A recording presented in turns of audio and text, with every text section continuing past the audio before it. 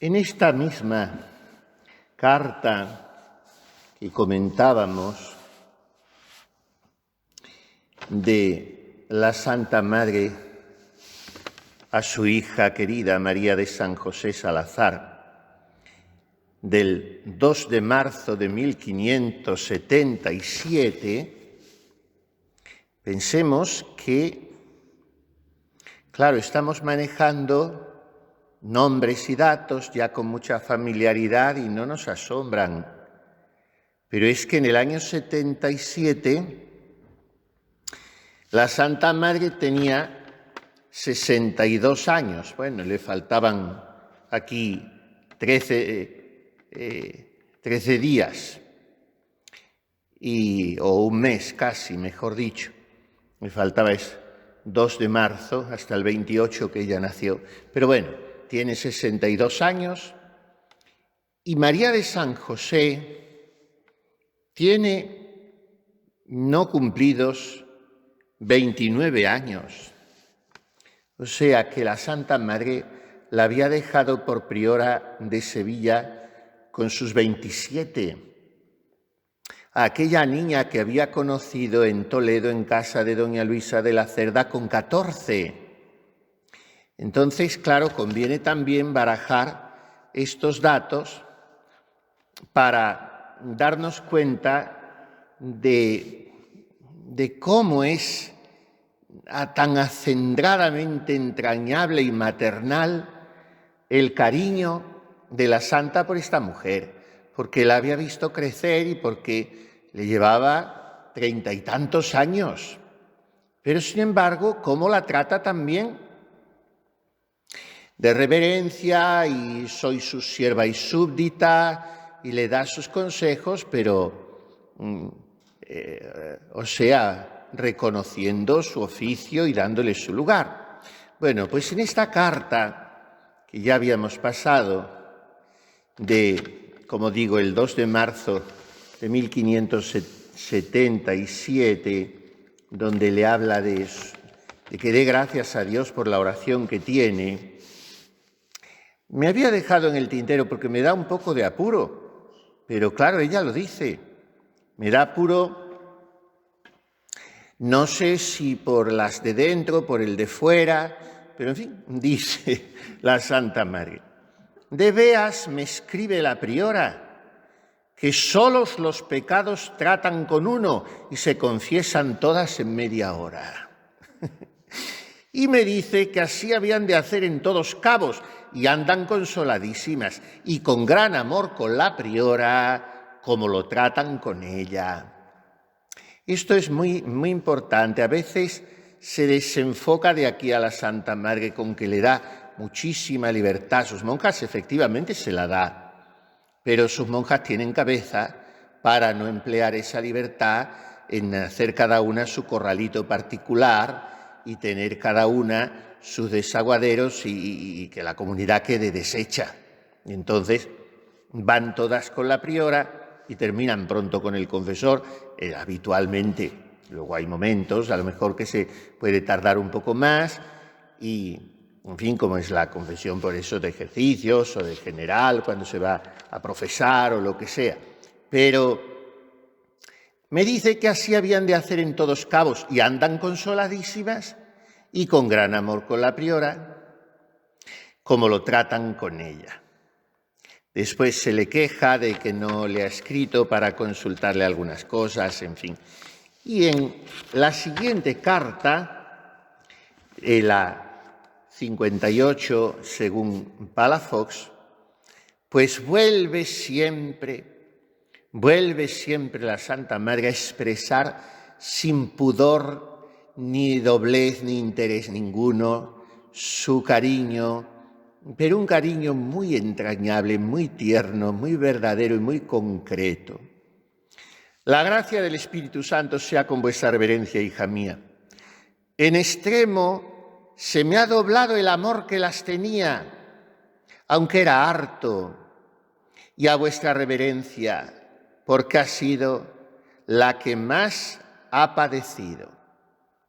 Ha empezado ya la persecución, que fue tan cruda contra la Comunidad de Sevilla, y ya sabemos que es la primera vez que es depuesta María de San José y sustituida malamente por la negra vicaria y todo aquello. Mas sepa cierto que cuando supe que le habían quitado voz, lugar y el oficio, que me dio particular consuelo, porque aunque creo que mi hija es harto ruin, tengo entendido que teme a Dios y que no habría hecho cosa contra su majestad que mereciese tal castigo. Espero en su majestad irá ordenando se descubran las verdades. En esa casa ha habido poca, y esto me dio a mí mucha pena, cuando supe los dichos del proceso que trajeron y de algunas cosas que sabía yo eran gran falsedad, por ser del tiempo que yo ahí estuve. Ahora que he visto lo que pasa de esas hermanas, he dado muchas gracias a nuestro Señor, que no les dio lugar para que les levantasen más. Bien, como digo, lo primero de todo, el cariño entrañable. Y lo segundo, el amor de la Santa Madre a la verdad, a toda costa. Y el dolor cuando ve que en una de sus casas ha habido poca.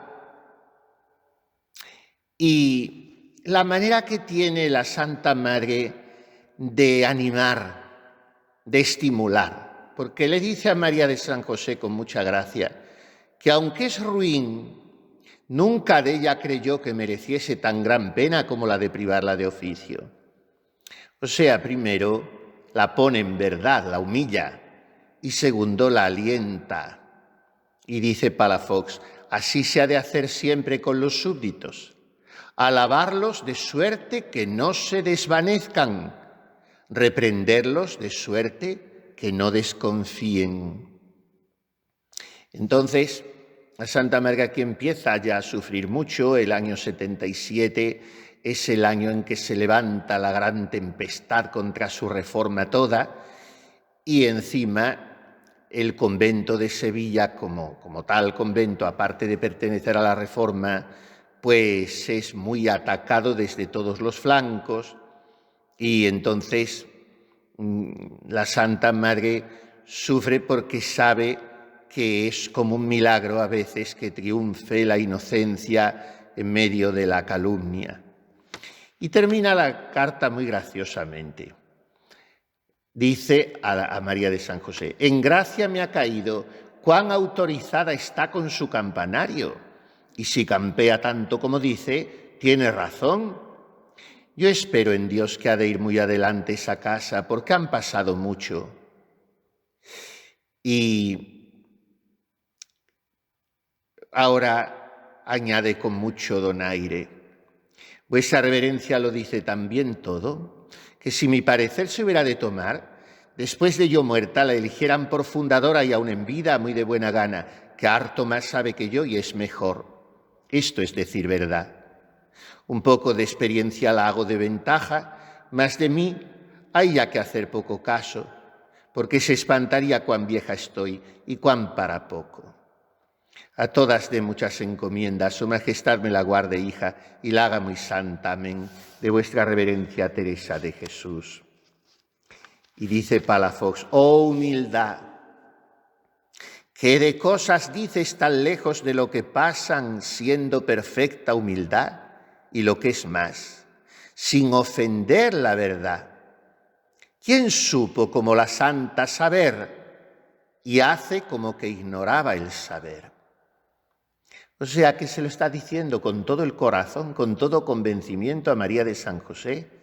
No solamente que la eligieran por priora, ya la ha hecho priora ella, y pensó primero en mandarla a Caravaca, luego confió en ella para un papel tan difícil y espinoso como fue el de Sevilla. Y ya era bastante prueba de confianza que tenía forma de cruz. Pero ahora le dice que ella la tuviera por fundadora, y vuestra reverencia lo dice también todo, lo dice también todo. Entonces, dice Palafox, ¿pudiera repararse que puso la santa la gracia del fundar en el decir cuando parece que solo ha de ser en el obrar, pero no. Mejor lo entendió la santa. Porque aunque para fundar y ganar almas a Dios primero es el obrar, para eso mismo ayuda mucho el decir.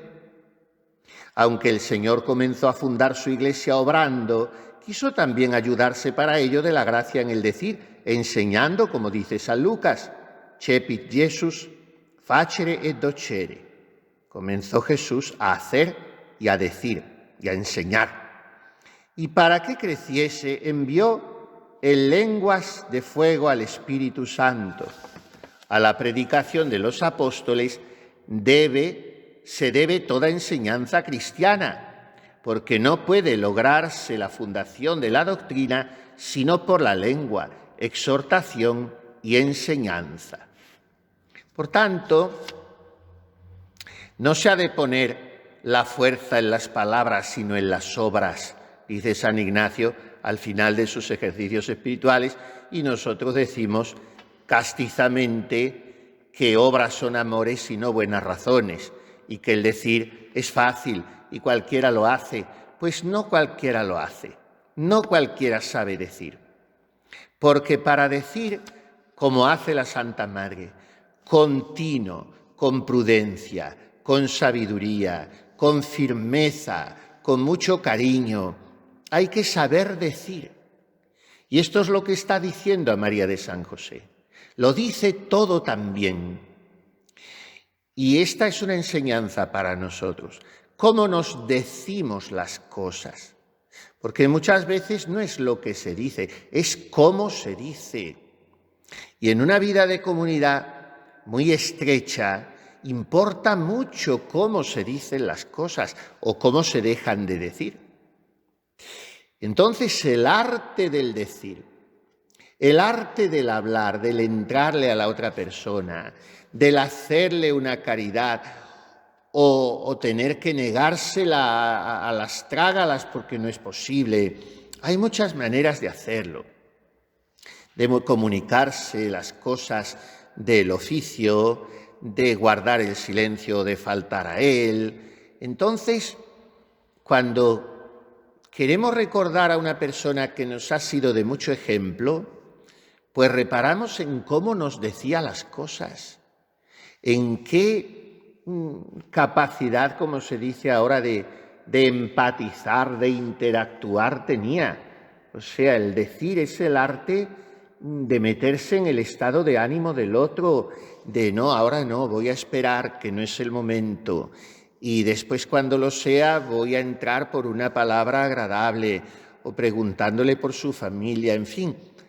Pues esto es caridad, porque la caridad, pues sí, la expresamos también con los gestos del rostro, la expresamos con las obras, con las manos, y es atender a un enfermo, pero la caridad sobre todo se vehicula, se transmite a través de la palabra. Entonces, ¿se nos podría elegir a nosotros por fundadores de nuestro propio edificio?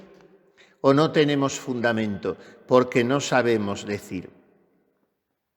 Todavía se podría interpretar esto de otra manera según Palafox. Después de muerta la eligieran por fundadora, como si dijera: muerta a las propias pasiones, obrando como muerta al mundo, hablando muerta al mundo y viva a Dios con gracia, cosas de Dios y de gracia, puede ser no solo priora, sino también fundadora. O sea, que somos fundadores del edificio de nuestra santidad después de muertos a nuestro yo, a nuestras pasiones, a nuestros criterios. Y entonces sabremos decir, bendecir, sí, no maldigáis, dice San Pablo. Bendecid, ¿qué quiere decir? Decid bien. Hablad bien. Hablar mal no solamente es decir palabrotas, dice San Juan Crisóstomo, verba malsonantes inore sacerdotis quasi blasfemiae sunt. Las palabras malsonantes en boca del sacerdote son como blasfemias. Pero hablar mal no solo es hablar de manera grosera, ordinaria o al estilo del mundo. Hablar mal es hablar con ira, es hablar con frialdad, es hablar con mirada hiriente, aunque las palabras sean corteses. Entonces, vuestra reverencia lo dice todo tan bien. Y claro, lo lógico hubiera sido que la Santa Madre le dijese, lo hace todo tan bien, lo piensa todo, lo planea todo tan bien, lo estudia todo tan bien. No, lo dice todo muy bien. Y este es el secreto de una vida religiosa, sobre todo quien es priora, pues muy recta, muy equilibrada y muy beneficiosa para los súbditos. Vamos a pasar a la siguiente carta, que es la 59, que es una carta más larga, pero la veremos un poco rápidamente. Siempre estamos, claro, con las cartas a la Madre María de San José, y esta es del 7 de septiembre de 1578. Jesús sea con vuestra reverencia. Yo le digo que me huelgo tanto con sus cartas que las estoy deseando. No sé qué lo hace, qué amor particular tengo a esa casa y a las que están con ella. Si es como pasé ahí tantos trabajos, ya estoy buena, gloria a Dios, que las calenturas pararon en un gran romadizo, que ya saben que era un constipado fuerte, casi medio gripe. Y después habla de que Dios nos ha librado del tostado y habla de nuestro Padre, siempre que le habla a María de San José, le habla del Padre Gracián, y nunca se me acuerda de guardar las cartas que se me escriben de Teresa, su sobrinita. A todas dicen que las trae confusas de ver su perfección y la inclinación a oficios bajos. Dice que no piensen que por ser sobrina de la fundadora la han de tener en más sino en menos. Quiérenla mucho. Hartas cosas dicen de ella. Para que alaben a Dios, pues ellas le dieron a ganar este bien, les digo esto. Harto me huelgo de que la encomienden a su majestad. Teresita había sido criada en su primera etapa de monjita, niña, en Sevilla, y luego se la llevó la Santa Madre y estaba en Ávila. Mucho quiero yo a su padre, más cierto la digo, estoy consolada de estar lejos. No acabo de entender la causa, sino es que los contentos de la vida para mí son cansancios. Debe de ser el miedo que tengo de no me asir a cosa de ella. Y así es mejor quitar la ocasión. Aunque ahora al presente, por no desagradar a mi hermano lo que ha hecho, quisiera estar allá hasta que asentara algunas cosas que guarda para esto. Habla de otras monjas, habla de las calzas y granjerías, habla de los portes, de la buena voz, etc. Y va terminando la carta con decir, como siempre, a la malagonera María de Salazar. Por no la dar pena, no la querría hablar en la que tengo por la nuestra priora de Malagón, aunque de menos la hizo Dios. Dejado lo que la quiero, es terrible la falta que hace a tal tiempo. Aquí la hubiera traído, sino que me dice este doctor que nos cura que si ha de vivir 1 año, no vivirá 1 mes. El Señor lo remedie, encomiéndela mucho. Bien desahuciada está que dicen que es tísica. Guárdense de beber el agua de la zarzaparrilla, aunque más quite el mal de estómago. En fin, así más o menos termina la carta, digo más o menos, porque añade después una larga postdata. Entonces, primero en esta carta exhorta la Santa Madre a la paciencia, porque sabe los dichos, las hablillas que están cayendo ya desde entonces sobre María de San José. enredándola calumniosamente con el padre Gracián y armando todo aquel andamiaje de calumnias que no creo llegaran tales como eran a la Santa Madre, porque empezaban a ser ya muy repugnantes, pero ella empieza a saber. Y entonces sabe que la paciencia es el escudo donde han de dar los golpes de la persecución, de la difamación, de las murmuraciones.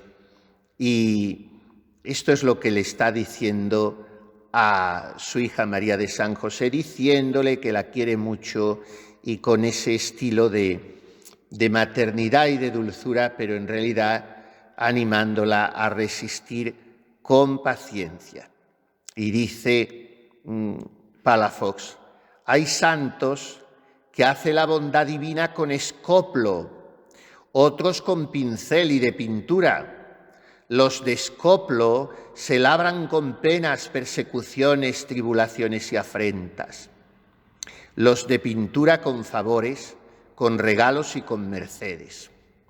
Santa Teresa fue de pintura en la hermosura y de escoplo en los trabajos y penas.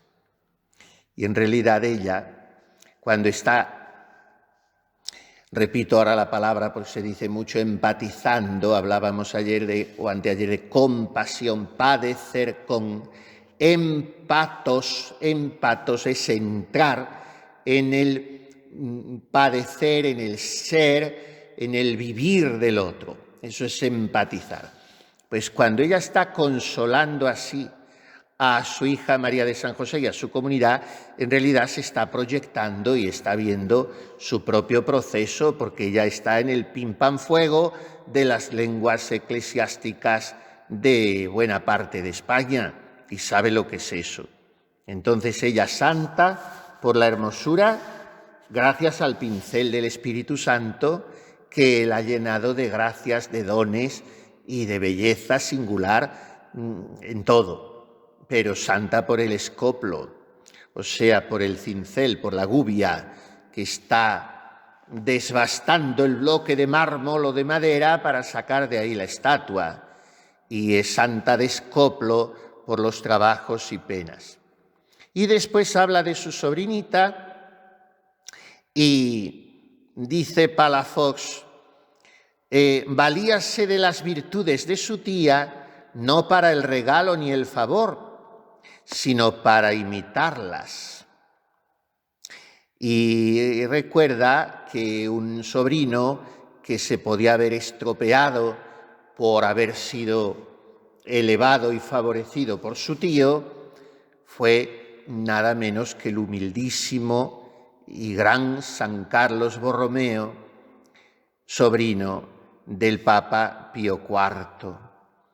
Y la santa, manifestando afición a su sobrina Teresa, luego dice que se recata de aquella misma afición, dale la afición, pero le niega el amor y dice que no quiere asirse a ella, sino estar con libertad, porque no hay duda que el amor de las criaturas parece amor y es prisión. Y lo primero que quita al alma es la libertad. Y aun en lo bueno puede haber prisión que dañe al perfecto amor de Dios. Y aquella alma de Dios toda no querría ser en parte de su sobrina. Para ser toda de Dios, negábase al amor permitido a su sobrina. Porque al fin, en siendo amor, aquello se quita a Dios, que el amor da a la sobrina.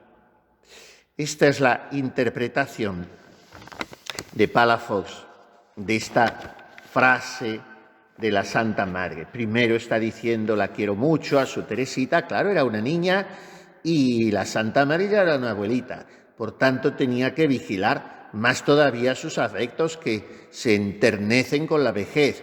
Y luego habla, a ver si nos da tiempo de comentar, porque lo hace también Palafox preciosamente, algunas cartas de la santa a su hermano Lorenzo. Y a continuación añade: mucho quiero yo a su padre, mas cierto la digo, estoy consolada de estar lejos. Claro, es una contradicción. Y ella misma lo dice. No acabo de entender la causa, sino es que los contentos de la vida para mí son cansancios. Debe de ser el miedo que tengo de no me asir a cosa de ella, y así es mejor quitar la ocasión. Y al fin habla de quien la trae tan preocupada hace ya años, porque la enfermedad es larga y penosísima, y debió de serlo mucho para esta comunidad que todavía no estaba establecida aquí en el convento definitivo, que estaba provisional en aquellas casas de la Quintería y que tenía la priora en activo enfermísima. Y claro, pues la Santa Madre tenía a su Malagón en el corazón por eso, porque primero esa sensación de provisionalidad que doña Luisa no acababa de hacerles el convento, en aquel lugar que no estaban cómodas y había muchos ruidos, y luego con una priora que se les estaba muriendo a chorros y no dejaban de entrar buenos sujetos. Y era una comunidad que prometía, por la que ella pasaba con frecuencia, porque fue una de las causas de fundar aquí, no solo que la insistencia de doña Luisa y el compromiso que tenía con ella la obligaba, sino que era un lugar muy pasajero, dirá en una de sus cartas, claro, Camino Real de Toledo a Andalucía. Pero, ¿y qué hacemos con una comunidad que está con una priora que se nos muere pero que no se acaba de morir? Y entonces estaba muy preocupada la Santa Madre con eso, aparte de que aquella Madre Brianda, qué bonito nombre, Brianda de San José, el mismo nombre tomó una de las primeras carmelitas que entró en Córdoba con 60 años y tuvo que ver también con San Juan de Ávila, en fin. Bueno, pues aquella Brianda de San José, y aquí vuelve a hablar de ella y de su enfermedad, que fue muy penosa y muy peligrosa, dice Palafox. Brotaba por la boca sangre de una vena rota, ocasionada de lo mucho que trabajó recién entrada en la orden, como dicen las crónicas. Esto le pasaba a la Madre Brianda. Y luego, como que se habría, en fin, preocupado a lo mejor la Santa Madre, no sé si con más fundamento o menos, de que podría haber sido un poco ocasionado de eso, les dice a las monjas, como suele pasar las mujeres que están un poco en todo, y les dice que guárdense de beber el agua de la zarzaparrilla, aunque más quite el mal de estómago. Y así termina la carta, dice Palafox, como quien les pone delante la calavera, les dice que miren por su salud, porque está viendo lo que le ha pasado a la Madre Brianda. Pero, en fin, habla la Santa Madre en esta carta eso, del desprendimiento, que los cansancios de esta vida me cansan y que yo no sé por qué, queriendo tanto a mi hermano y a mi sobrina, quiero estar lejos de ellos. Debe de ser el miedo que tengo de no me asir a cosa de esta vida, y así es mejor quitar la ocasión.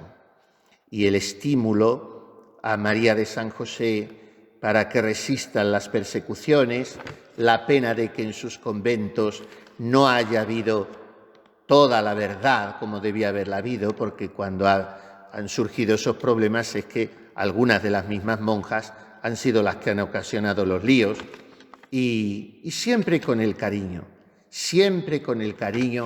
y con la anchura de corazón, que es lo que ella quiere inspirar en todos los que trata. Y siempre preocupándose del detalle pequeño, y siempre estimulando, y siempre llevando a Dios en definitiva. Y vuelvo a decir eso, el sentido también de fe de la Santa Madre, que siendo esta mujer tan valiosa, a la que dice que muerta yo la eligieran por fundadora, siendo María de San José la niña a quien ella había conocido en Toledo, y la joven novicia que después entró en Malagón, y la que hace priora con 20 y tantos años de Sevilla, ella la trata con el mismo cariño maternal, pero con ese, repito, espíritu de fe de ver que ella, en cuanto a su comunidad, está en el lugar de Dios. Y por eso la Santa Madre le habla de reverencia y de súbdita por su parte, pero le da los consejos pertinentes también para que guíe esa comunidad que tiene entre manos en momentos muy difíciles hacia Dios. Y esto es lo que podemos sacar de colofón, de corolario. Muerta, yo la eligieran por fundadora porque lo dice todo muy bien. Que nosotros aprendamos a decir las cosas bien y a morir a nosotros mismos para que podamos ser fundadores del edificio de nuestra santidad.